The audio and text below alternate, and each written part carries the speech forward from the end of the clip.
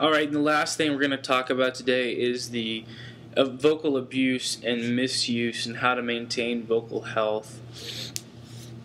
Vocal abuse and misuse is using your voice incorrectly, using wrong pitch or wrong volume, wrong breath support, using too much or too high of breath pressure, using wrong resonance balance, or really any combination of these factors. Our bodies can sometimes change, causing changes in our voices. Some of these changes include fluctuations in hormones, menstruation in women, common colds or sickness of any kind, dealing with the throat, tonsillitis, laryngitis. And if we push our voices too hard during these times, we are much more likely to damage our vocal cords. There's some obvious things that would be detrimental to vocal health, such as drugs. But you might not realize that even legal drugs can be a detriment to our voices.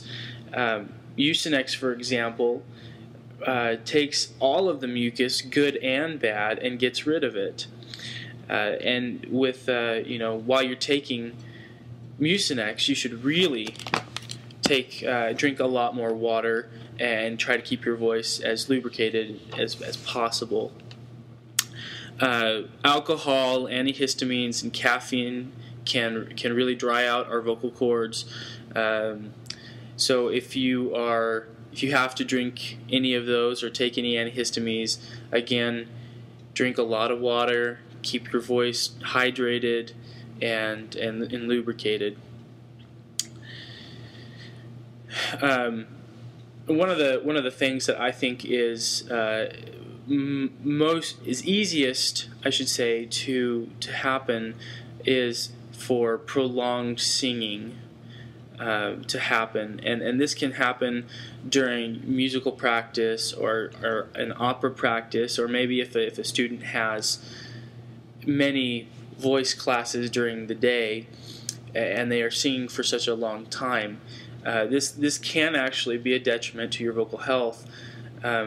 It's really best if students can sing for about 30-minute increments about 3 times a day. That's about as much as we really want to use our voice for singing. Any more than this, and I think that students should be able to mark while they're singing. And that's not to say that they aren't singing at all, but they are allowed to use maybe a lighter voice and not go as full out as maybe they need to. And this is obviously if you're going to have to sing for longer than that hour and a half time.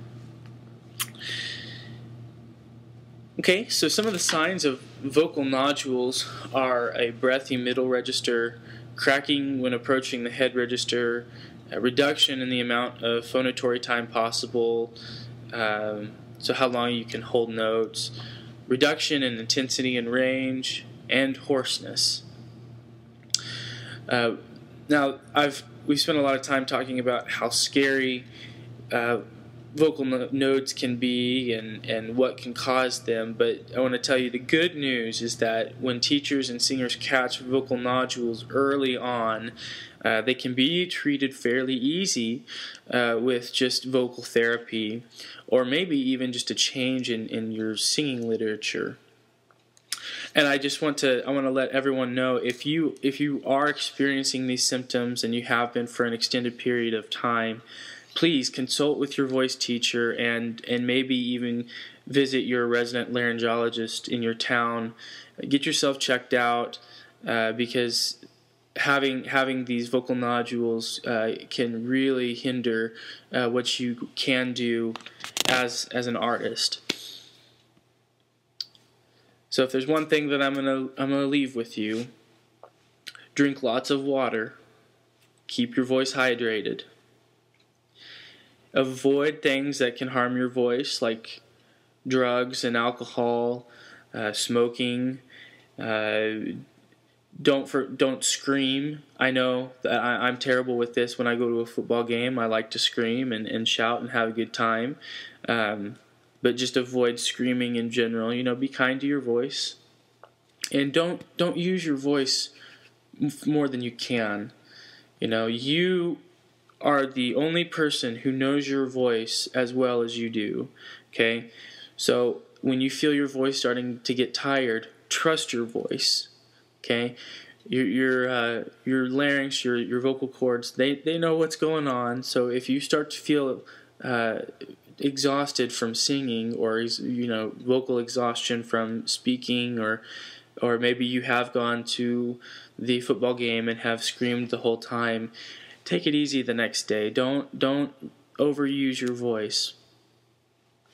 So anyway, thank you for listening to this podcast, and I hope that it has been at least a little helpful for you guys, and I will see you next time.